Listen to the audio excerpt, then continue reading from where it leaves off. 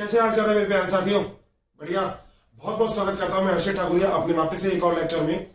और दोस्तों, धीरे धीरे हम लोग पढ़ रहे हैं और पढ़ते पढ़ते हम अब जो आ गए हैं वो है प्रोटिस्टा। दोस्तों, प्रोटिस्टा के अंदर हमने दो बातें क्लियर कर ली, मगर हम प्रोटिस्टा के अंदर और आगे चलते हैं और दो और कैटेगरी है जिसके बारे में हमें प्रोटिस्टा के बारे में पढ़ना वहां पे जरूरी है। दोस्तों, मैंने आपको इससे पहले वाली क्लास में भी ये चीज बता रखी है कि प्रोटिस्टा एक कोशिकीय यूकेरियोट है, मगर पृथ्वी के ऊपर भैया पूछो ही मत। मतलब इतनी सारी कंडीशन इसकी अलग होती है ना, मतलब इतनी सारी अलग अलग कंडीशन में उपस्थित होते हैं, मगर ज्यादातर होंगे समुद्री, मतलब पानी के अंदर पाए जाएंगे। मोस्टली एक्वेटिक होते हैं, यानी कि इनको पानी बहुत अच्छा लगता है। कई बार होता है ना, हमको भी बचपन में पानी में नहाना अच्छा लगता है तो ये हमेशा ही नहाते रहते हैं, अब तो ऐसा कह सकते हैं। ठीक है। अब दोस्तों, हम लोगों ने बहुत सारी बात कर ली। हम लोगों ने लास्ट क्लास में डायटम्स के बारे में बात की, मगर अब हम बात करेंगे एक और क्लास, एक और डिवीजन के बारे में। यहाँ पे दोस्तों, जिस डिवीजन को हम बोलते हैं पायरोफाइटा, और सच में जिस चीज के बारे में अभी हम पढ़ने वाले हैं उसका नाम है डायनोफ्लैजेलेट्स। इसके अंदर नाम से पता लग रहा है, डायनो मतलब दो, फ्लैजेलेट्स मतलब फ्लैजेला, कशाभिका, यानी कि दो कशाभिका इसके अंदर क्या होगी, उपस्थित। तो आइए जरा शुरू करते हैं बिना कोई लेट किए हर्ष सर के साथ डायनोफ्लैजेलेट्स को। तो दोस्तों आइए जरा देखते हैं टॉपिक। दोस्तों, टॉपिक है डायनोफ्लैजेलेट्स।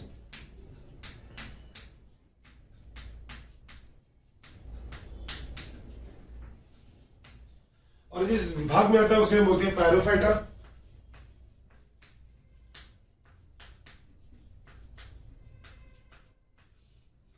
लगता होगा आपको कभी कभी, आशीष सर पता नहीं कहां से नाम लेके आते हो यार। मेरा अगर बस चले ना तो मैं तो सारे नाम चेंज कर लूं आप लोगों के लिए, मगर अब क्या करें जब नाम इतने सारे हैं, और नाम भी भैया खतरनाक खतरनाक है। मगर मैं आपसे पहले भी बोला था, एक बार में तो किसी को याद नहीं होंगे, मगर आप जब आप एक दो बार पढ़ते रहोगे तो ऐसे याद हो जाएंगे कि आपको लगेगा ओहो, इससे आसान तो फिर कोई नाम हो ही नहीं सकता।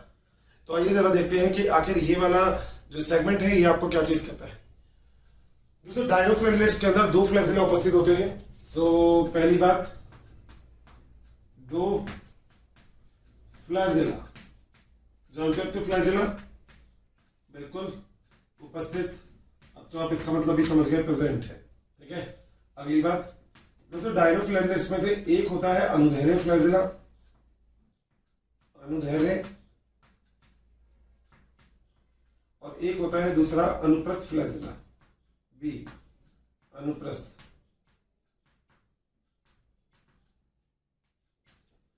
दोस्तों, अनुदैर्ध्य और अनुप्रस्थ फ्लैजेला जो होते हैं, इन दोनों की वजह से इनके अंदर एक गति पाई जाती है जिस गति को आप बोलते हो चाबुक गति।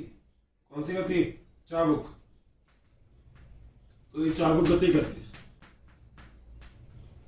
ठीक है भाई, याद रखिए ये बात।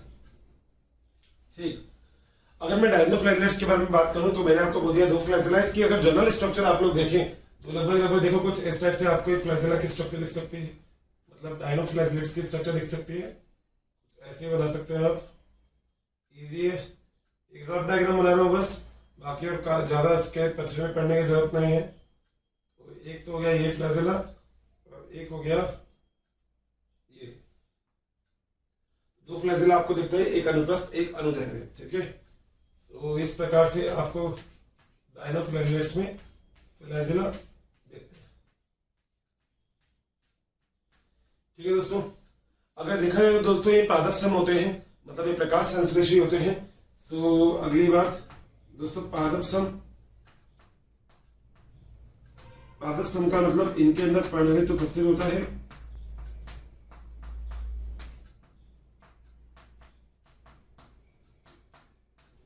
दोस्तों, मगर एक अपवाद है इसमें, नॉक्टिल्यूका। नॉक्टिल्यूका में पर्णरहित अनुपस्थित होगा। तो अपवाद लिख रहा हूं मैं, अपवाद, इसका एक अपवाद है, नाम क्या है? नॉक्टिल्यूका।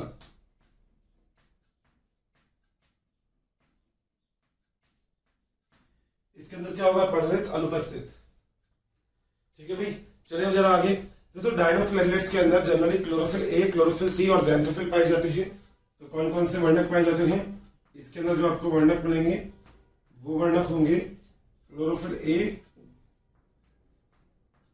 क्लोरोफिल सी और ज़ैंथोफिल, और ज़ैंथोफिल।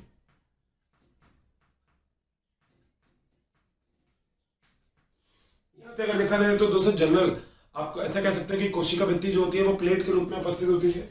तो अगला पॉइंट, कोशिका भित्ति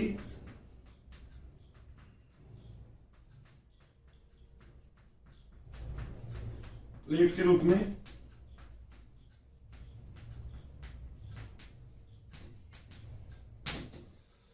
दोस्तों ज्यादातर आपको डायनोफिलेट समुद्र की सतह के ऊपर मिलेंगे। कहां मिलेंगे? समुद्र की सतह के ऊपर। और इसलिए हम इसको सुनहरा, मतलब सुनहरा भी बोलते हैं। हम बोलते हैं सुनहरे रंग की दिखती है हमें, ठीक है, समुद्र की सतह के ऊपर मिलती है ये। तो अगला पॉइंट, समुद्र की सतह के ऊपर ऊपर। और दोस्तों ये फ्री तैरती रहती है उस पर, ठीक है। और जनरली आपको देखने को मिलेगा ये सुनहरे रंग की।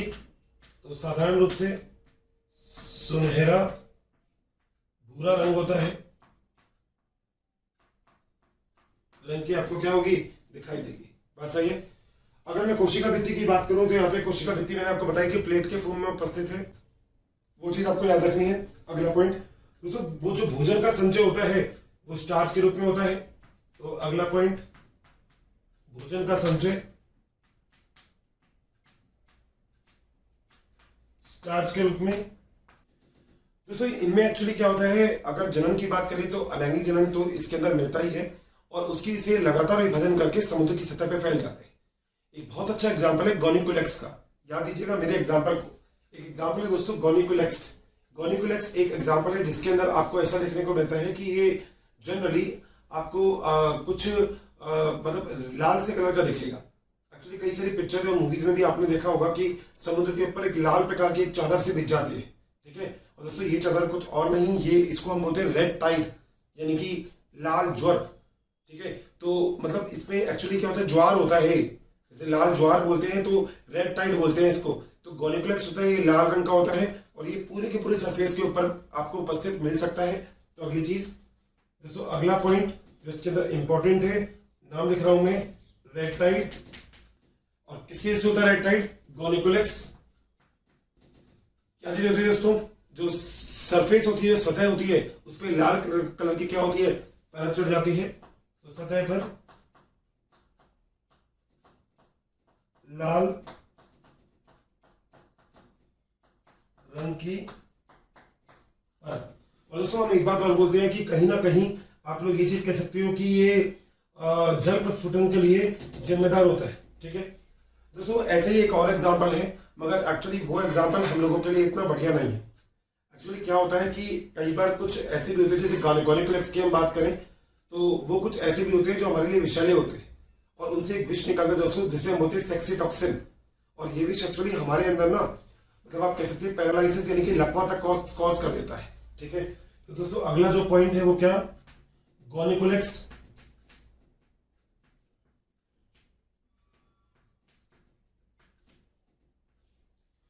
वे जिम्नोडियम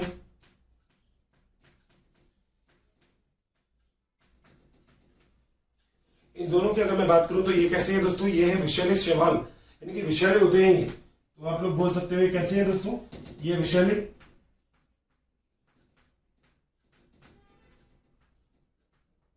और इनसे क्या स्त्रवण होता है, इनसे स्त्रवण होता है सेक्सी टॉक्सिन।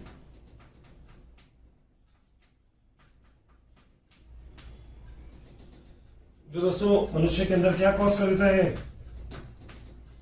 लकवा। दोस्तों एक्चुअली सेक्सीटॉक्सिन ना हम लोगों के अंदर पूरी की पूरी चेन के थ्रू आता है। तो जो सेक्सीटॉक्सिन होता है, ये सेक्सीटॉक्सिन मनुष्य के अंदर लकवा तक कॉज कर देता है।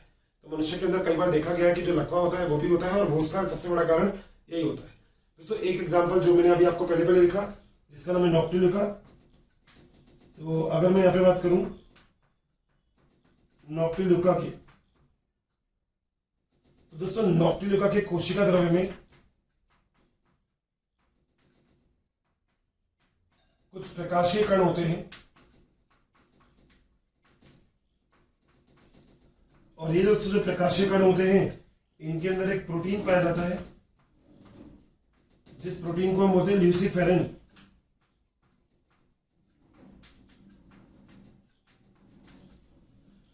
दोस्तों एक्चुअली कई बार आप लोगों ने देखा होगा रात में ना ये चीज चमकती है, जैसे रेड टाइड के लिए भी मैंने बताया। तो कई बार ऐसा होता है, जैसे बहुत सारी मूवीज वगैरह में भी मैं आपको एक्चुअली इसलिए बता रहा हूँ क्योंकि अगर आपके दिमाग में कोई मूवीज याद आएगी तो आप देखिएगा उसके अंदर आपको कुछ इसी प्रकार की चमकती हुई चीज दिखेगी। और एक्चुअली इसलिए हम इसे जनरली बोलते हैं नाइट लाइट। ठीक है, तो ल्यूसिफेरिन होता है जिसकी जैसे क्या होती है दोस्तों, चमक उत्पन्न होती है, और चमक की जैसे इसे हम क्या बोलते हैं, नाइट लाइट।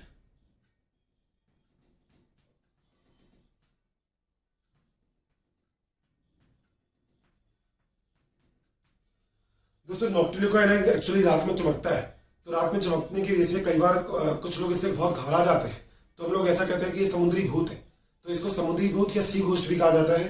तो नॉक्टिल्यूका के लिए एक बात और याद रखिएगा, समुद्री भूत।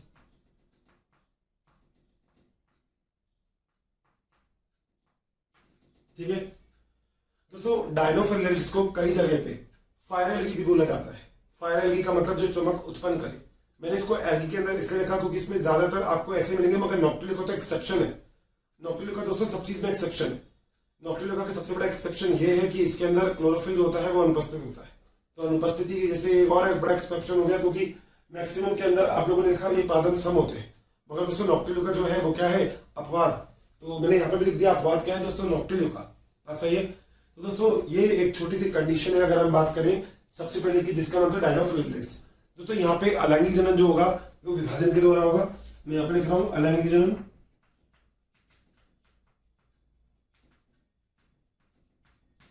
होगा द्विविभाजन के द्वारा। थैंक यू स्टूडेंट, हमें इतना प्यार देने के लिए।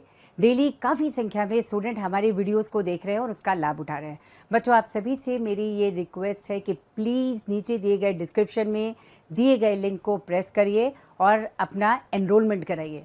बच्चों इसके साथ ही जिन बच्चों को यहाँ पर डाउट सेशन की भी ज़रूरत है, साथ ही मटेरियल्स की भी ज़रूरत है, वो सभी हमारे प्रीमियम कोर्सेज को भी रजिस्ट्रेशन करवा सकते हैं। और दोस्तों अगर हम बात करें लैंगिक जनन की, तो दोस्तों ये जायगोट में अर्धसूत्री विभाजन होता है, उसके द्वारा होता है। वैसे ऐसा माना जाता है कि इसके अंदर लैंगिक जनन जो होता है ना वो देखने को मिलता नहीं है, मगर फिर भी हम कह देते हैं कि नहीं भाई लैंगिक जनन इसके अंदर पाया जाता है। ठीक है, सो आज जो मैंने पहली अपनी स्टार्टिंग की है वो स्टार्टिंग किस चीज से है दोस्तों वो स्टार्टिंग है सबसे पहले किसी डायनोफ्लैजेलेट से। डायनोफ्लैजेलेट पैराफाइटा जो संभाग होता है उसके अंदर आप लोग रखते हैं, और सबसे बड़ी चीज कि इसके अंदर दो फ्लैजेला होते हैं। एक होता है दोस्तों अनुप्रस्थ फ्लैजेला, एक होता है अनुदैर्घ्य। तो ये अनुप्रस्थ लिख लीजिएगा, इसको अनुदैर्घ्य लिख लीजिएगा। एक्चुअली दोस्तों इसकी जो गति होती है वो गति चाबुक गति होती है। एक्चुअली ये गति कर सकते हैं, देखा जाए तो दोस्तों इसके अंदर फ्लैजेला उपस्थित होंगे तो ये गति भी कर पाएगा। और ये बात तो आपको ही पता है कि फ्लैजेला किस चीज का रिस्पॉन्सिबल होता है, गति के लिए। अगली चीज दोस्तों ये पादप सम होते हैं, इसके अंदर दो फ्लैजेला पाए जाते हैं। पादप सम है तो इसका मतलब इसके अंदर पाया जाएगा पर्णहरित। और भैया अगर इसके अंदर पर्णहरित पाया जाएगा तो पर्णहरित तो पेड़ पौधों में मिलता है, क्या करते हैं वो प्रकाश संश्लेषण। दोस्तों ये भी करता है प्रकाश संश्लेषण। सबसे इंपॉर्टेंट जो वर्णक है प्रकाश संश्लेषण के लिए वो एक ही है, और कौन सा है वो है क्लोरोफिल ए। दोस्तों बाकी सब गए तेल लेने, मगर क्लोरोफिल ए तो भैया सबसे इंपॉर्टेंट है। क्लोरोफिल ए से इंपॉर्टेंट कुछ नहीं है, सबसे इंपॉर्टेंट वर्णक मानते हैं हम क्लोरोफिल ए को, क्योंकि लाइट पे डिपेंडेंसी किसी भी की भी कितनी कम होगी और कितना अच्छे से वो काम करेगा वही सबसे बढ़िया है। तो यहाँ पे भी क्लोरोफिल ए बहुत अच्छे से कार्य करता है। अगर हम यहाँ पे जनन की बात करें तो दोस्तों जनन यहाँ पे दोनों प्रकार का मिल सकता है, क्योंकि आपको ये चीज पता है कि अलैंगिक जनन के द्वारा जो वृद्धि होगी वो बहुत तेज होगी। तो इनको दोस्तों तेज वृद्धि भी करनी पड़ती है, क्योंकि कई बार समुद्र के ऊपर एक चादर से बिक जाती है, जिसे हम बोलते हैं रेड टाइड। तो रेड टाइड गोनिकुलेक्स का लिखा है मैंने, रेड टाइड गोनिकुलेक्स की जैसे होता है, समुद्र के ऊपर एक रेड कलर की चादर बिक जाती है, और जो दोस्तों जल प्रस्फुटन के लिए बहुत ही जिम्मेदार चीज होती है। ठीक है, कई बार हम लोग ऐसे कहते हैं कि जिम्नोडियम की बात करें या हम गोनिकुलेक्स की बात करें, ये दोस्तों अपने अंदर से एक विष को भी, विषैले होते हैं तो अपने अंदर से एक विष को संश्लेषित करते हैं। दोस्तों अगर वो विष मनुष्य के अंदर कैसे भी आ गए, अब मनुष्य वहां जाके तो खाएगा नहीं, मगर मनुष्य मान लो कोई ऐसी चीज खाता है समुद्री, जो समुद्र के जीव ने गोनिकुलेक्स को खा लिया, तो कहीं ना कहीं वो वाला जो जहर है वो जहर कहाँ पे आ जाएगा, उस मतलब समुद्री जीव में। और उस समुद्री जीव को अगर आप यूज करोगे तो भैया वो वाला चीज आपके अंदर आ जाएगी, गड़बड़ ही गड़बड़। तो दोस्तों इसलिए हम बोलते हैं इसको विषैला। एक्चुअली ये सेक्सीटॉक्सिन होता है। सेक्सीटॉक्सिन का मतलब आप ये कह सकते हो कि कहीं ना कहीं ये जो होता है मनुष्य के अंदर पैरालिसिस करने के लिए बहुत रिस्पॉन्सिबल हो सकता है, यानी कि लकवा तक कर देता है ये इंसान के अंदर। ठीक है, तो मतलब खतरनाक चीज तो है भैया, जितना काम का उतना खतरनाक भी। ठीक है, अगली चीज वैसे काम का कोई ज्यादा नहीं, मगर काम के लिए थोड़ा सा सुंदर लगता है, कई बार रेड रेड कलर का हो जाता है तो हमको रेड टाइड दिखती है। आप लोग देख सकते हैं रेड टाइड एक्चुअली कैसे दिखेगी, पूरे समुद्र के ऊपर बहुत बड़े क्षेत्रफल में, लगभग आपको रेड रेड कलर का दिखेगा ऊपर से, आपको लगेगा जैसे ब्लड है वो, मगर वो ब्लड नहीं होता, वो क्या चीज है, गोनिप्लेक्स, जिसे आप क्या बोलते हो, रेड टाइड। दोस्तों अगली चीज, दोस्तों जनरली अगर देखा जाए तो इसमें एक अपवाद है जिसका नाम है नॉक्टिल्यूका। मैंने आपको बताया नॉक्टिल्यूका अपवाद क्यों है, फ्लैजिला वगैरह कई, मतलब फ्लैजिला वगैरह तो है, मगर इसके अलावा ये कई सारी चीजों में अपवाद है, जैसे पढ़ने तो इसके अंदर नहीं पाया जाता। ठीक है, अगर दोस्तों इसके अंदर पढ़ने नहीं पाया जाता तो ये हो गया अपवाद। अब ये अपवाद है तो आखिर इसके अंदर कोई तो खासियत होगी।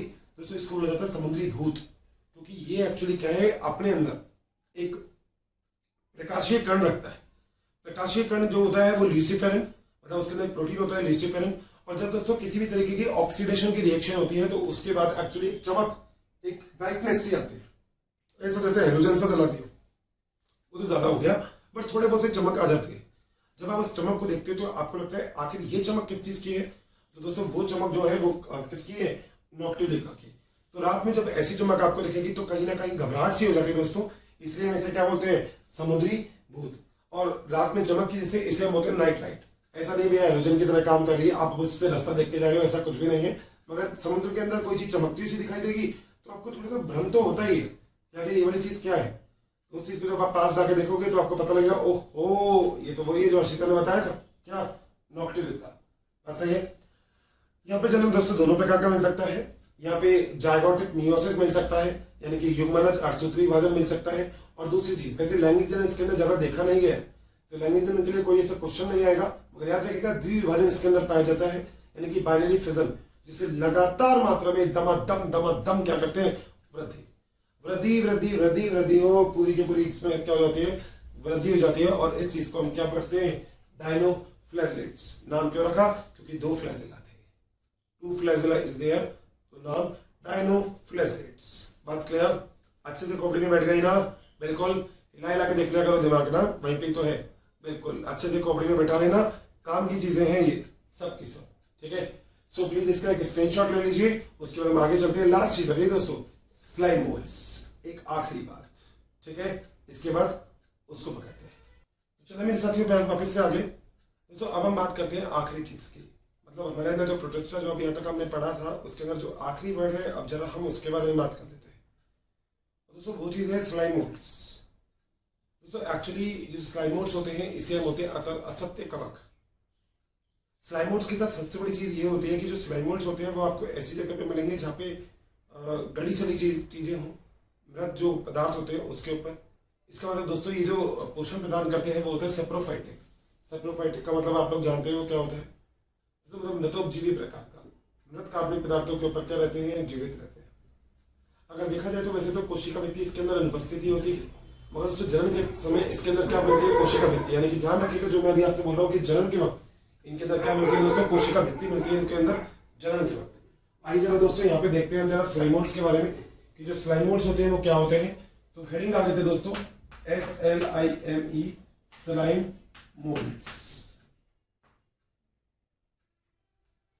और पंख बोल सकते हैं इसको।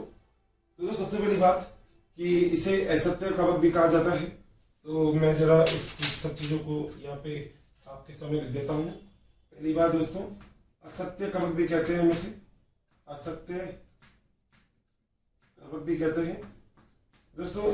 इसको हम फंगल एनिमल भी बोलते हैं, फंगल एनिमल, क्योंकि दोस्तों इसके अंदर दोनों के गुण होते हैं, कवक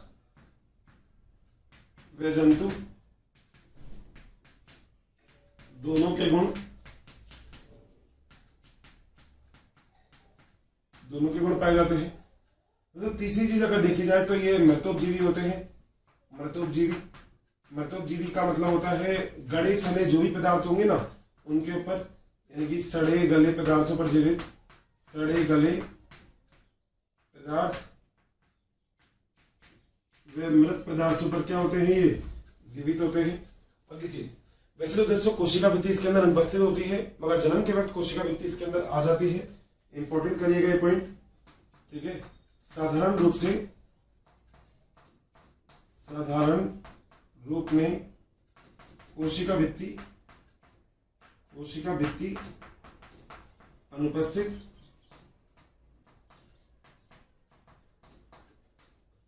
और जनन के वक्त उपस्थित, पर जन्म के समय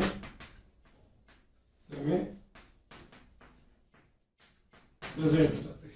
ठीक है, ये मतलब इसका एक स्पेशल कैरेक्टर है। वैसे तो सेल वॉल नहीं मिलती इसमें।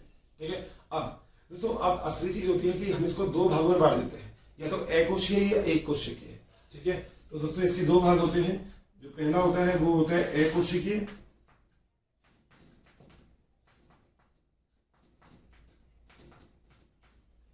दोस्तों ये आपको मिलते हैं द्विगुणित। ठीक है, और अगर देखा जाए तो द्विगुणित का मतलब क्या होता है? द्विगुणित का मतलब होता है 2n, यानी कि पूरे के पूरे इसके अंदर क्या मिलेंगे आपको? गुणसूत्र। या फिर दोस्तों ये आपको मिल सकते हैं बी, जिसका नाम है कोशिकीय।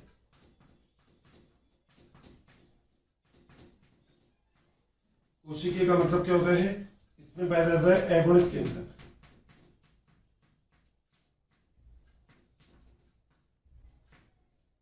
अगुणित के अंदर जनरली दोस्तों देखा जाए तो मतलब दो प्रकार की कंडीशन आ सकती है। जैसे नॉर्मल कंडीशन में आपको प्लाज्मोडियम के रूप में मिलेंगे, मगर कई बार कुछ ऐसी कंडीशन आ सकती है जब इसको फलनकाय बनाना होता है।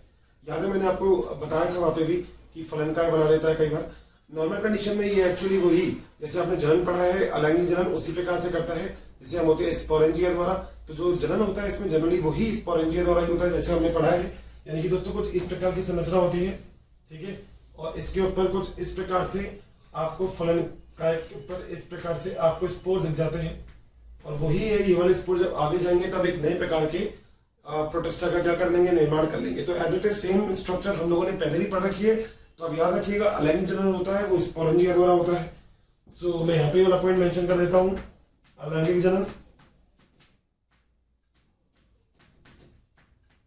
स्पोरेंजिया। दोस्तों जो भोजन का संचय होता है वो ग्लाइकोजन और स्टार्च के रूप में होता है, मतलब ऑयल के रूप में। तो भोजन का संचय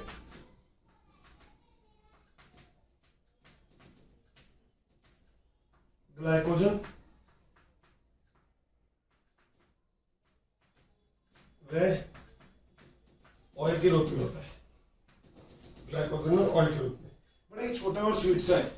मतलब एक्चुअली ना देखो, देखा जाए तो हमने स्टार्टिंग में थोड़ा सा डिटेल से पढ़ा था, मगर धीरे धीरे हम जरा आगे जाते हैं तो बहुत ही शॉर्ट एंड स्वीट हो जाते हैं। दोस्तों एक चीज और आती है इसमें, अगर हम प्रोटोजोआ की बात करें तो वो तो जो लास्ट बचता है इसमें सीलेटेड प्रोटोजोआ, तो वो तो हम एनिमल किंगडम में यानी कि जंतु जगत के अंदर आप लोग अच्छे से इसको डिस्कस करेंगे। तो जंतु जगत के अंदर हम उस चीज को पढ़ते हैं कि आखिर सीलेटेड प्रोटोजोआ जो आखिरी प्रकार का है वो आखिर कैसा होता है। सो ओवरऑल यहाँ पे हमने डायटम्स के बारे में पढ़ा। हमने यहाँ पे दूसरी बात और पढ़ी जिसे हम पैराफाइटा बोलते हैं, डायनोफिजिलेट्स, और तीसरी जो हमने पढ़ी वो उसका नाम था स्लाइम मोड्स ऑफ पंक्लम। तो दूसरी तीनों चीजें पढ़ने के बाद हम लोगों के माइंड में एक बात बहुत अच्छे से क्लियर है, और वो चीज क्या कि आखिर जो प्रोटिस्टा होती है दोस्तों वो होते चाहे एक कोशिकीय है, मगर इनकी संरचना बहुत ही विशिष्ट होती है। प्रकृति के ऊपर किसी भी जगह पे आप अगर देखें तो समुद्र के अंदर आपको प्रोटिस्टा की अनुमान यानी कि प्रोटिस्टा की मात्रा बहुत ही अधिक मात्रा में आपको प्राप्त हो जाती है। सो ओवरऑल आप ये चीज कह सकते हैं कि पृथ्वी के ऊपर या किसी भी जगह पे प्रोटिस्टा की मात्रा आपको नो डाउट सबसे ज्यादा ही मिलती है, और सब प्रकार के जल में आपको मिल सकते हैं, समुद्री जल में भी मिल सकते हैं और मीठे जल में भी मिल सकते हैं। ओवरऑल अगर देखा जाए तो पूरी चीजों में जो सबसे ज्यादा इंपॉर्टेंट चीज है वो है इसके एग्जाम्पल्स। सो आप लोग प्लीज इसके एग्जाम्पल्स याद रखिएगा। मैं भी यहाँ पे आपके सामने 2-3 एग्जाम्पल लिख सकता हूँ। दोस्तों एक तो है फुलगो, एक एग्जाम्पल इसका कर लेते हैं हम स्टीमोंटिस, और दोस्तों एक एग्जाम्पल है फाइसरेला। बच्चों काफ़ी संख्या में डेली हमें बहुत सारे कमेंट्स आ रहे हैं कि वी प्लीज़ इस टॉपिक पे वीडियो बनाएं, इस सब्जेक्ट पे वीडियो बनाएं। तो आप सभी से मेरी रिक्वेस्ट है कि प्लीज़ हमारे यूट्यूब चैनल को सब्सक्राइब करें और उसमें दिए गए बेल आइकन को प्रेस करें ताकि टाइम टू टाइम आपको नोटिफिकेशन मिलता रहे। बच्चों हम ऐसा इसलिए कह रहे हैं कि बहुत सारे बच्चे उसी टॉपिक की रिक्वेस्ट करते हैं जो ऑलरेडी हमारे चैनल्स पे दिए हुए हैं। तो आप सभी से रिक्वेस्ट है कि आप सभी जो है उस चैनल पे जा करके उन सारे वीडियोस का लाभ ज़रूर उठाएं। ये तीनों एग्जाम्पल आप इसके रख सकते हो। जो सबसे बड़ी चीज यहाँ पे याद करने वाली है वो क्या मतलब ध्यान देने वाली है वो ये कि इसके अंदर कवक के और इसके अंदर ध्यान दीजिएगा, इसके अंदर कवक के और इसके अंदर जंतु के दोनों के ही गुण होते हैं। कवक और जंतु दोनों के गुण इसके अंदर मिलते हैं, तभी हम इसको फंगल एनिमल बोलते हैं प्रोटिस्ट, यानी कि फंगल एनिमल प्रोटिस्टा है ये। ठीक है, यानी कि कवक जंतु प्रोटिस्टा होता है। ठीक है भाई, यहाँ तक बहुत ही ईजी थी, कोई दिक्कत होगी नहीं। एक्चुअली ना ये बहुत ही अंडरस्टैंडिंग वाली चीज नहीं, ये बस एक चीजों में बस थोड़ी सी गहराई में उतरने वाली बात है, बस और कुछ नहीं। ठीक ठीक है, ज्यादा टिपिकल लेकर मत चलना बस इसको। तो इसको अच्छे से एक बार पढ़ लीजिएगा, स्क्रीनशॉट इसका ले लीजिएगा, अच्छे से नोट डाउन करिएगा। अब लास्ट चीज जिसके बारे में बहुत ही मजा आने वाला है, और जो लास्ट चीज है दोस्तों उसका नाम है वायरस, विषाणु। हमने विषाणु पढ़ लिया, बैक्टीरिया, अब हम पढ़ेंगे विषाणु। आखिर विषाणु क्या होता है? तो विषाणु की संरचना में आइए जरा देखते हैं कि विषाणु होता कैसा है। बहुत ही बढ़िया होगा, लेके आ रहा हूँ इसको, फटाफट से नोट करिएगा, फिर आते हैं।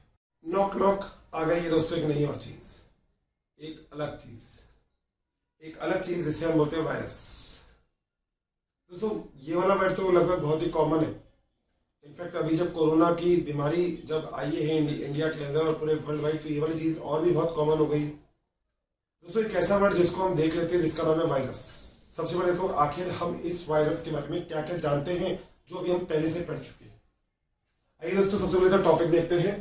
दोस्तों जो टॉपिक है उसका नाम क्या है? वायरस। मैं यहाँ पे बीच में लिख देता हूँ, ठीक है। दोस्तों वायरस देखा जाए तो इसका मतलब ही यही होता है।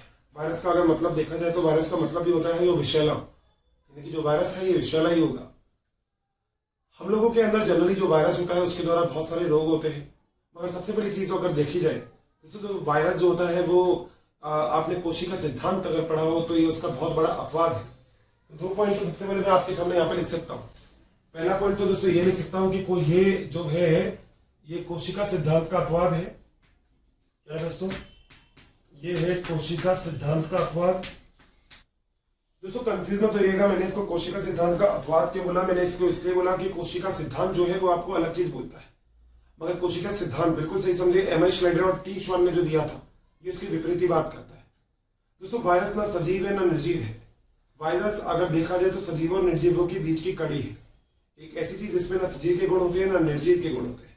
तो ना तो ये सजीव है दोस्तों, ना ही निर्जीव है, ठीक है। तो अगला एक पॉइंट में और मेंशन करता हूं, क्या ये दोस्तों ना ही सजीव है और दोस्तों ये ना ही क्या है? निर्जीव है। यानी कि दोस्तों दोनों में से कुछ भी नहीं है, ना तो सजीव है ना निर्जीव है। और वायरस जो होता है दोस्तों इसका अगर देखा जाए तो सही में जो मतलब है वो है विषैला, यानी कि ये अगर आप लोग देखोगे तो ये कैसे दिखेगा? ये होता है क्या? विषैली प्रकृति का होता है, तो विषैली प्रकृति का है। दोस्तों वायरस को इंग्लिश हिंदी में जो हम वर्ड बोलते हैं वो हम बोलते हैं विषाणु। तो आप हिंदी में इस वायरस को जिस नाम से जानते हो उस नाम का मतलब क्या है? विषाणु। तो विषाणु होता है जिसको आप क्या बोल देते हो? वायरस। अगली चीज, अगर मैं आपसे वायरस के बारे में बात करूं तो मैं कुछ और बातें भी हैं जो आपको वायरस के बारे में कह सकता हूं। जैसे दोस्तों हम ये चीज कह सकते हैं वायरस जो होता है ये वायरस मनुष्य के अंदर, पादप के अंदर बहुत सारे रोग करता है, यानी कि रोगजनक होता है। तो वायरस जो होता है ये कैसा होता है? रोगजनक। और दोस्तों रोगजनक ये नहीं है मनुष्य में है, ये दोनों में होता है, मनुष्य में भी मिलेगा रोगजनक और पादप में भी। तो आप यहाँ पर लिख सकते हो ये पादप में भी रोग करता है और जंतु में भी रोग करता है, मनुष्य भी आ गया इसमें, ठीक है। अगली चीज दोस्तों वायरस जो होता है इस वायरस के बारे में एक दो बातें और है जो सही है। जैसे वायरस जो होता है वो परपोषी कोशिकाओं के अंदर रहता है, इसके अंदर खुद का दोस्तों कुछ नहीं होता, केवल आनुवंशिक पदार्थ होता है, मगर अंदर खुद की कोई अनुपापचय क्रिया नहीं होती। तो आप लोग लिख सकते हो कि परपोषी में स्थित, यानी कि ये क्या होता है? परपोषी में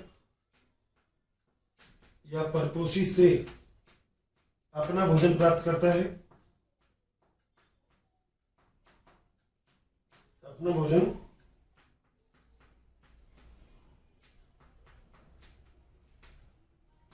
प्राप्त करता है, सही है। वायरस के पास दोस्तों अगर देखा जाए तो वायरस के पास खुद का आनुवंशिक पदार्थ होता है। और दूसरी एक और चीज, वायरस के अध्ययन को विज्ञान की जिस शाखा में किया जाता है उसे हम बोलते हैं वायरोलॉजी। तो अगला एक और पॉइंट कर सकते हैं, क्या चीज? वायरस का अध्ययन।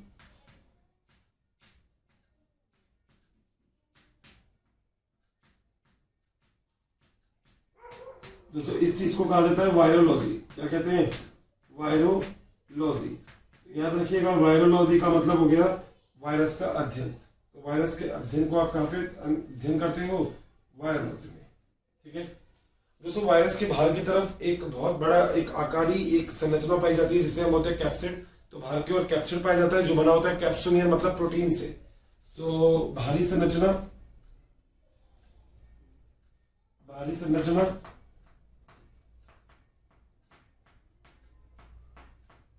वो क्या होगी, कैप्सिड।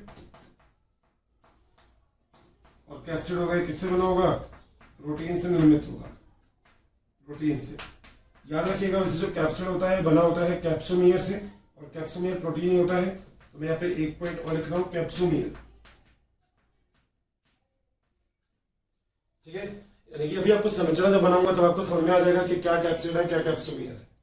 वायरस के अंदर आनुवंशिक पदार्थ मिल सकते हैं, डीएनए या आरएनए, मगर दोनों आनुवंशिक पदार्थ एक साथ नहीं हो सकते। ठीक है, तो अगला पॉइंट, आनुवंशिक पदार्थ डीएनए या आरएनए, आनुवंशिक पदार्थ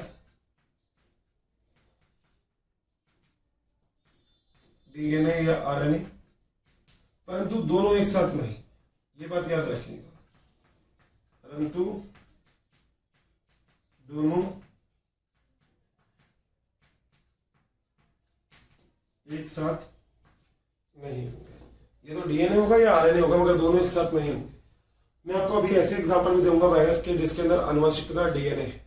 मैं आपको ऐसे एग्जांपल भी दूंगा वायरस के जिसके अंदर आनुवंशिक पदार्थ आरएनए है। जैसे देखिएगा, ऐसे वायरस जिसके अंदर आनुवंशिक पदार्थ डीएनए तो क्या बोलोगी, डीऑक्सीराइबोस वायरस। ठीक है, तो अगर ऐसे जिसके अंदर आनुवंशिक पदार्थ क्या है, डीएनए, और डीएनए दोस्तों कैसा है, दोहरी श्रृंखला वाला, यानी कि दोहरी श्रृंखला वाला डीएनए अगर उपस्थित है या फिर एकल श्रृंखला वाला डीएनए उपस्थित है।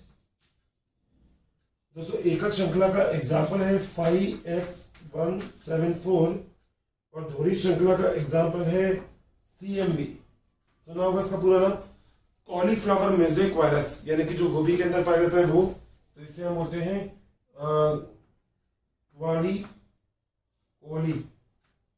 कॉलीफ्लावर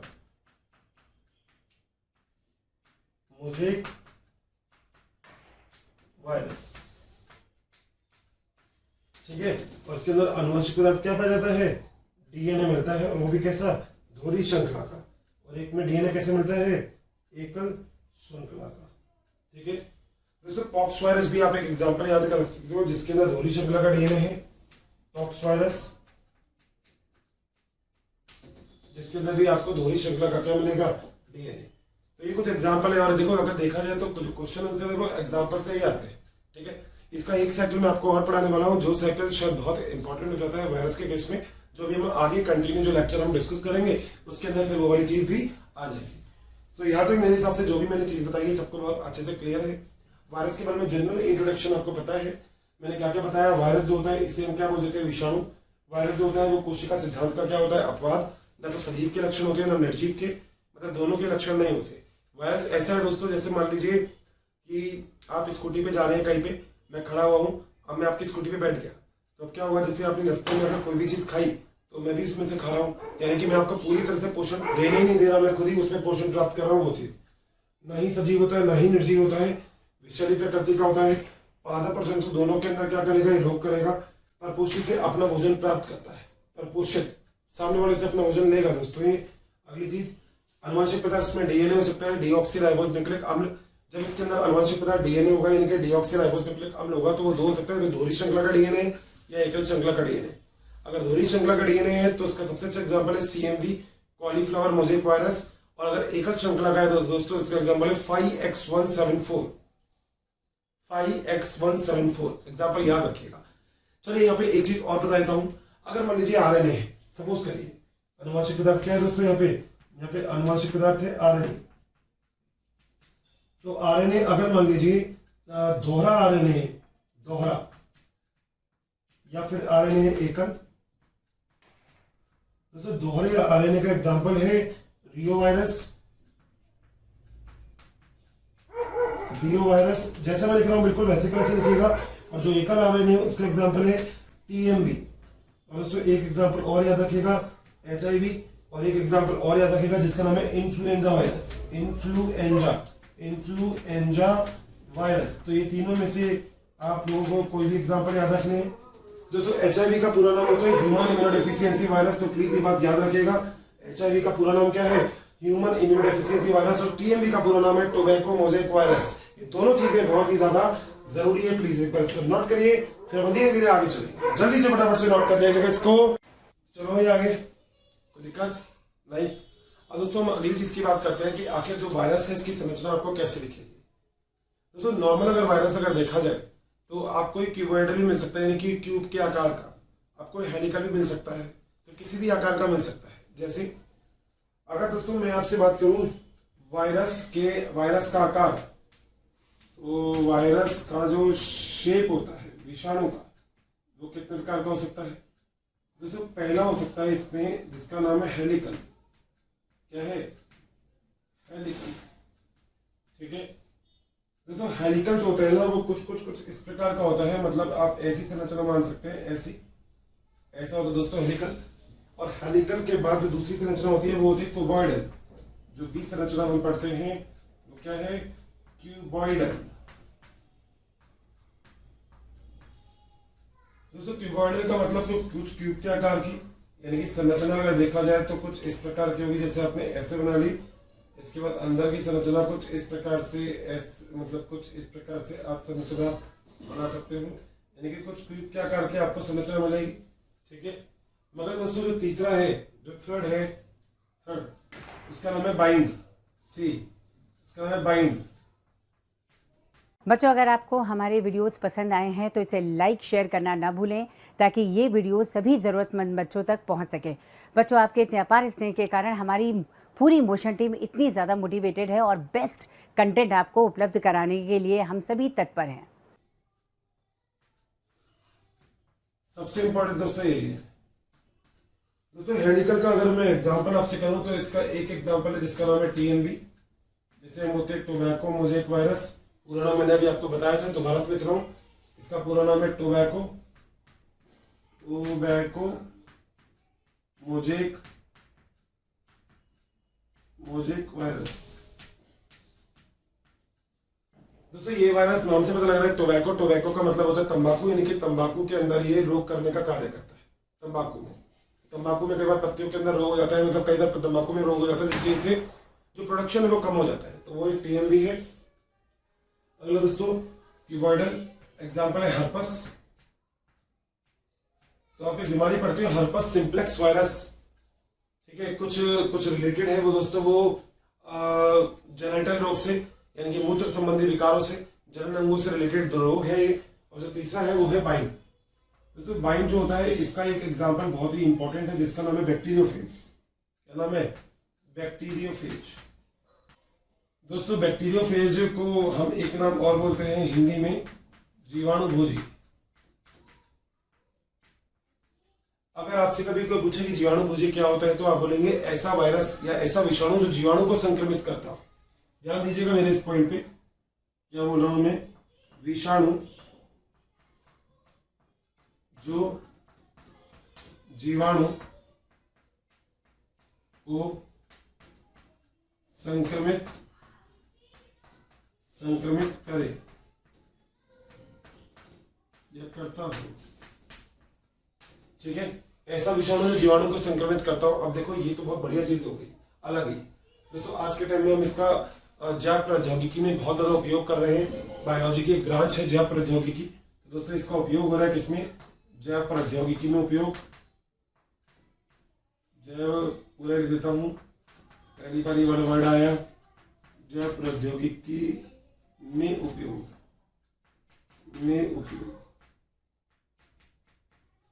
दोस्तों पता है बायोलॉजी की एक अलग ब्रांच है जिसे हम बोलते हैं जैव प्रौद्योगिकी। मतलब है कि हमने बायो और टेक्नोलॉजी को जोड़ दिया। पता है, मतलब आज के टाइम से मान लो कब से तो हमने कोशिका के बारे में पढ़ रखा है, तो जिंदगी भर कोशिका के बारे में पढ़ेंगे नहीं, कुछ नई चीज हमें प्राप्त करनी है। तो अगर हमें कुछ नई चीज प्राप्त करनी है तो उसके लिए सबसे अच्छा तरीका है जैव प्रौद्योगिकी। कुछ भी नया बना दो। दोस्तों मान लो फॉर एन एग्जाम्पल, अगर 3 दुकानें लग रही है और तीनों दुकान में आम बिक रहे हैं। ठीक है, अब देखा जाए तो एक के पास जो आम है वो छोटे हैं मगर मीठे हैं। ध्यान दीजिएगा, कॉपी पे बना लीजिएगा। एक दुकान के पास जो आम है वो बड़े हैं मगर खट्टे हैं, तो तीसरी दुकानदार वाले के पास बड़े भी है और मीठे भी आम है, तो किसके ज्यादा बिकेंगे? सही समझे आप? इसके बड़े भी है और मीठे भी आम है। तो ये वाली स्थिति कब होगी? अब पेड़ के ऊपर तो पेड़ उगा नहीं दोगे भाई, जिससे बड़े आम मिलते हैं और जिससे छोटे आम मिलते हैं, पेड़ के ऊपर पेड़ उगा दिए, ऐसा तो कुछ नहीं होगा। आप क्या करेंगे दोस्तों? जैव प्रौद्योगिकी यूज में लेंगे। आप लोग इस अभिक्रिया के अंदर अगर कोई आम के पेड़ से आम बड़े से आकार का निकल रहा है तो कोई ना कोई जीन तो आम के पेड़ को, आम को बड़ा कर रहा है, तो उसको उस जीन को निकालेंगे। मीठे वाले में से मीठे वाला जीव निकाला, दोनों को जोड़ दिया और जोड़ने के बाद एक नए पादप के अंदर डाल दिया। अब उस नए पादप से बड़े भी मिलेंगे और मीठे भी मिलेंगे। फायदा ही फायदा, प्रॉफिट ही प्रॉफिट। नाम जय प्रौद्योगिकी। चीजें अलग कर रहे हैं हम, अलग क्लोन बना रहे हैं हम। डॉली, पता होगा आपने, भेड़ बनाई हमने जिसका नाम था डॉली। हाँ, किसी को टमाटो, किसी को पोमैटो, पोमैटो सुना है? पोमैटो का मतलब होता है पोटैटो प्लस टोमेटो। किसी को टमाटो पसंद, किसी को आलू पसंद। हमने कहा टमाटर और आलू की सब्जी जब बनती है तो दोनों को अलग अलग डालना पड़ता है, एक साथ ही कर दो। पोमैटो बना दिया हमने, टोमेटो प्लस पोटैटो। टोमेटो का मतलब टमाटर, सॉरी आलू। टोमेटो का मतलब टमाटर, पोटैटो का मतलब आलू, यानी कि दोनों को हमने मिक्स करके बना दिया क्या? पोमैटो। कितनी नई चीज है। और ये सब कुछ किससे हो रहा है? जीवाणु भोजी से, मतलब जैव प्रौद्योगिकी से। अब हम देखते हैं आखिर जीवाणु भोजी की संरचना कैसे होती है। दोस्तों, जीवाणु भोजी की अगर आप संरचना बनाएंगे तो कुछ इस प्रकार की जीवाणु भोजी की संरचना होगी। ऐसी देखो, अब लगभग सबसे बन जाएगी एक ही बार में, बन सकती है ऐसी संरचना। ठीक है, कभी देखे भी होंगे यार 100%, मतलब 101% में बोल रहा हूँ कि आपने ये वाली संरचना 100% देखी जरूर होगी।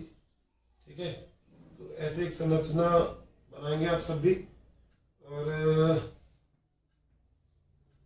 ये ऐसे, ठीक है, और एक नीचे की तरफ ये। दोस्तों, ये कुछ संरचना आप लोगों को बनानी है, ऐसी संरचना। अब क्या क्या चीज है दोस्तों? ऊपर की तरफ जो होता है वो होता है सिर, यानी कि इसे हम बोलते हैं हेड। दोस्तों, ये वाला जो भाग है ना, इसे तो हम बोलते हैं हेड। हेड का मतलब आप जो जानते हो, हेड तो सिर ही होता है। ठीक है, दोस्तों सिर जो होता है ये बना होता है छोटी छोटी प्रोटीन की इकाइयों से, प्रोटीन से। यानी कि यहाँ पे आप येलो कलर से ऐसे कर सकते हैं, बहुत सारे छोटी प्रोटीन की ऐसी इकाइयां बना सकते हैं ऐसे। ठीक है, ध्यान से समझिएगा क्योंकि क्लास 12th के अंदर भी इससे रिलेटेड कुछ चीजें हैं जो आपको पढ़नी है। एक एक्सपेरिमेंट है जो आप पढ़ोगे, ठीक है, हर्षी और चेज वगैरह का, तो उसको समझ में तभी आएगा जब ये चीज समझ आएगी। दोस्तों, ऊपर वाली चीज को हम बोलते हैं इसको हम बोलते हैं कैप्सिड। क्या बोलते हैं? कैप्सिड। और कैप्सूल में आपको छोटे छोटे दिख रहे हैं दोस्तों, ये छोटे छोटे से जो संरचना दिख रही है इसे हम बोलते हैं कैप्सोमियर। और दोस्तों, कैप्सोमियर क्या होता है? प्रोटीन होता है। ठीक है दोस्तों, यहाँ पे बीच में आपको एक जगह दिख रही है, इसमें मिलता है अनुवांशिक पदार्थ। तो ये आप बना सकते हो और लिख भी सकते हो इसको, क्या? अनुवांशिक पदार्थ।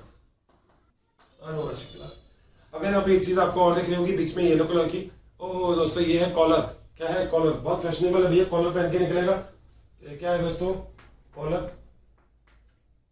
दोस्तों, बीच में ये वाला जो भाग होता है इसे हम बोलते हैं गर्दन। ठीक है, यहाँ पे जो है इसे हम बोलेंगे पुच्छ, या इसे हम बोलते हैं स्पाइक। ये दोस्तों, इसे हम एक नाम और बोलते हैं टेल फाइबर, पुच्छ तंतु। इसको एक नाम और बोलते हैं टेल फाइबर।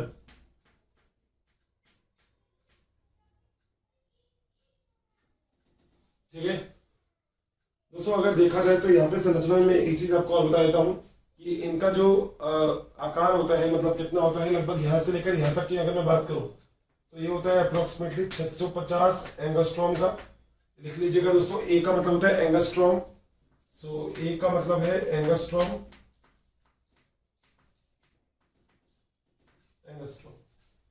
ठीक है, यहां से यहां तक की अगर मैं बात करूंगा ये, तो ये होता है 950 एंगस्ट्रॉम का। और यहां से यहां तक की अगर मैं बात करूंगा ये भी नीचे तक की, तो ये भी होता है 950 एंगस्ट्रॉम। वहीं दोस्तों, एक और चीज, अगर मैं यहाँ पे टेल फाइबर की बात कर रहा हूं तो टेल फाइबर आप यहाँ पे बना लेंगे। यहाँ पे पुच्छ तंतु पाए जाते हैं 6। तो जो पुच्छ तंतु है जो हमने बनाए हैं ये कितने मिलेंगे? 6 मिलेंगे। नीचे की तरफ ब्लू कलर में आपको एक और संरचना दिख रही है, इससे हम बोलेंगे आधारिकाय। आधारिकाय को हम एक नाम और बोल देते हैं बेसल प्लेट, जो लगभग 200 एंगस्ट्रॉम के होते हैं। दोस्तों, ये एंगस्ट्रॉम जो मैंने लिखा है ना, ये इसकी थिकनेस का मतलब आखिर कितनी मोटी होती है उस चीज के बारे में एंगस्ट्रॉम से लिखा है। तो एंगस्ट्रॉम का मतलब याद रखिएगा, ये है मोटाई।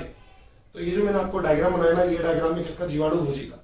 दोस्तों, ये डायग्राम तो आप लोग अच्छे से दिमाग में रख लीजिएगा, क्योंकि इस डायग्राम का उपयोग आप आगे बहुत करने वाले हैं। मतलब इस डायग्राम का सच में उपयोग बहुत होने वाला है, आप तो ये चीज मानिए। ठीक है, तो जीवाणु भोजी क्या होता है? ऐसा जीवाणु, ऐसा वायरस जो जीवाणु को संक्रमित करता हो। ऊपर संरचना में दिखेगा, आपको दिखेगा हेड, जिसके अंदर आपको प्रसिद्ध होगा जो हेड होता है, इसे हम बोलते हैं कैप्सिड। कैप्सिड जो होता है वो छोटे छोटे कैप्सूमियर से बना होता है, यानी कि प्रोटीन से। तो याद रखिएगा ऊपर का जो पूरा का पूरा सिरा है, ये पूरा का पूरा किससे बना हुआ है? प्रोटीन से बना हुआ है, यानी कि अमीनो अम्लों से बना हुआ है। एक ही बात है, क्योंकि अमीनो अम्ल मिलकर ही क्या बनाते हैं? प्रोटीन बनाते हैं। याद रहेगी, हैवी बात नहीं है, कई बार से बोल चुका हूँ यही बात, और सेम लाइन आज भी बोल रहा हूँ। अगली चीज, यहाँ पे नीचे की तरफ कॉलर पाई जाती है, उसके नीचे गर्दन पाई जाती है, नीचे की तरफ एक आधारी प्लेट पाई जाती है, और साइड में 6 यहाँ पे पुच्छ पाई जाती है, टेल फाइबर पाए जाते हैं। दिख रहा है आपको? ठीक है। अंदर आनुवंशिक पदार्थ हो सकता है, जो डीएनए और आरएनए कुछ भी हो सकता है, मगर जीवाणु भोजी के अंदर ज्यादातर आनुवंशिक पदार्थ डीएनए ही देखने को मिलता है। क्या देखने को मिलता है? डीएनए। मेरी बात अच्छे से खोपड़ी में बैठ रही है? ठीक है दोस्तों, आज के लिए बस मैं आपको एक बात और बताऊंगा, जो आज के चीज का टॉपिक का सबसे इंपॉर्टेंट चीज है, जिससे मैं आपको इसका संक्रमण समझा सकूं। अगर कोई भी वायरस किसी भी जीवाणु को संक्रमित करता हो, तो वो सबसे पहले संक्रमण करेगा, यानी कि अपना आनुवंशिक पदार्थ जीवाणु के अंदर डालेगा। ध्यान से मेरी बात सुनिएगा, कॉपी पेन छोड़ के। अगर कोई भी वायरस, कोई भी विषाणु किसी भी जीवाणु को, यानी कि बैक्टीरिया को संक्रमित करता हो, तो सबसे पहले आप करेगा संक्रमण, अपना आनुवंशिक पदार्थ उसके अंदर डालेगा। और दोस्तों, संक्रमण की कुछ प्रावस्थाएं होती है। क्या होती है प्रावस्थाएं? कौन कौन सी? पहला, पहचानना। मैं याद करवा दूंगा एक बार में ही। देखिए, पहले पहचानना, फिर जुड़ना, फिर भेदना, फिर आनुवंशिक पदार्थ का स्थानांतरण, और फिर हट जाना। लाइन से याद रखिएगा। तो ये वाली चीज क्या है दोस्तों? संक्रमण। तो अगर मैं जीवाणु भोजी की संक्रमण के बारे में बात करूंगा, दोस्तों जो पहला है वो है पहचानना। जो बच्चा इंग्लिश में क्या लिख सकता है? रिकॉग्निशन। ठीक है। जो दूसरा है बी, उसका नाम है भेदना। भेदने को हम बोलते हैं पेनिट्रेशन। जो तीसरा है सी, उसका नाम है जुड़। दूसरा करिएगा जुड़ना, जुड़ने को हम बोलते हैं अटैचमेंट। ठीक है। तीसरा करिएगा भेदना। ठीक है, भेदना। चौथा करिएगा आनुवंशिक पदार्थ का स्थानांतरण, डी, आनुवंशिक पदार्थ का स्थानांतरण। आनुवंशिक पदार्थ का स्थानांतरण। और जो पांचवा है ई, उसका मतलब लिख दीजिएगा हट जाना। हट जाना। ध्यान दीजिएगा, जो मैं आपसे बात बोल रहा हूं, अगर मान लीजिए कोई भी जीवाणु किसी भी कोशिका को संक्रमित करता है, तो दोस्तों पहले तो बहुत सारी कोशिका में से वो किसी एक कोशिका को क्या करेगा? पहचानेगा। पहचान लिया। पहचानने के बाद वो उस कोशिका से जुड़ेगा। इतनी दूर से अपना आनुवंशिक पदार्थ इसके अंदर नहीं डाल सकता, तो जुड़ेगा। मान लो ये एक कोशिका है, एग्जाम्पल ये कोशिका है, मान लो ये कोशिका है ना, भित्ति है जीवाणु के अंदर, तो कोशिका भित्ति होती है, पता होगा आपको। अब सबसे पहले तो क्या करेगा? पहचानेगा। पहचान लिया। पहचानने के बाद क्या इतनी दूर से आनुवंशिक पदार्थ इसके अंदर भेज सकता है? नहीं। तो क्या करेगा? जुड़ेगा। बिल्कुल सही। जुड़ने के बाद क्या करेगा? क्या भारी आनुवंशिक पदार्थ छोड़ देगा या इसके अंदर डालना होगा? बिल्कुल इसके अंदर डालना होगा, यानी कि क्या करेगा? भेदेगा। देखो भेद दिया, दिख रहा है? देखो दिख रहा है, भेद दिया। भेदने के बाद क्या करेगा? अपना आनुवंशिक पदार्थ इसके अंदर डाल देगा। डाल दिया। अब क्या इसका कोई काम है? नहीं, यह बढ़ जाएगा। तो पहले सबके अंदर से क्या करेगा? पहचानेगा। पहचानने के बाद जुड़ेगा। जुड़ने के बाद भेदेगा। भेदने के बाद आनुवंशिक पदार्थ का स्थानांतरण करेगा और फिर हट जाएगा। एज इट इज याद रखिएगा, एज इट इज, क्योंकि 12th के अंदर इसी से एक दो क्वेश्चन मैं आपको बनवा दूंगा, जो नीट के अंदर भी आए हुए हैं।